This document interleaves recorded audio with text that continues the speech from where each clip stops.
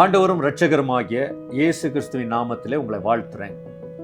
1 தீமோத்தேயு 6:6 பவுல் தீமோத்தேயுக்கு சொல்றாரு, போதுமென்ற மனதுடனே கூடிய தேவ பக்தியே மிகுந்த ஆதாயம். எபேசு பட்டணத்துல ஊழியம் செய்த தன்னுடைய ஊழியக்காரனாகிய தீமோத்தேயுவுக்கு அவர் அறிவுரை கூறுகிறார். ஏனென்றால் எபேசு பட்டணத்துல அநேக ஐஸ்வர்யவான்கள் அவங்க தங்களுடைய சொத்து சம்பந்துகளினாலே பிறரை வசீகரிச்சுட்டு இருந்தாங்க.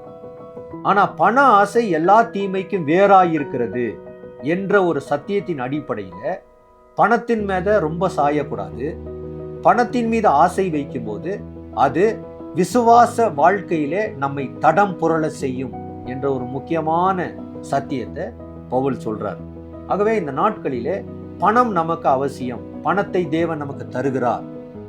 ஆனால் தேவன் நமக்கு என்ன கொடுத்திருக்கிறாரோ, என்ன நமக்கு எதை கொண்டு ஆசீர்வதித்திருக்கிறாரோ அது எனக்கு இப்பொழுது போதும் என்கிற ஒரு மனதில் இருக்கும்போது அது நமக்கு ஒரு பெரிய ஒரு ஆதாயம். அதுதான் உண்மையான தேவ பக்தி. ஆகவே இந்த நாளிலே இந்த சத்தியத்தை விளங்கி கொண்டு, ஆண்டவரே என்னை ஆசீர்வதித்திருக்கிறீர், இன்னும் என்னை ஆசீர்வதிப்பீர், அதற்காக உமக்கு நன்றி ராஜா என்று சொல்லி அவருடைய சமூகத்துல நன்றி அறிதலின் பிள்ளைகளாக நாம் காணப்படலாம்.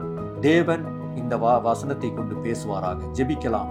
அன்புள்ள நல்ல பிதாவே, கர்த்தாவே, எங்களுக்கு நீர் கொடுத்த ஆசீர்வாதத்திலே நாங்கள் மனதிருப்தியா இருக்க எங்களுக்கு உதவி செய்யும். இயேசுவின் நாமத்தில் கேட்கிறோம் பிதாவே.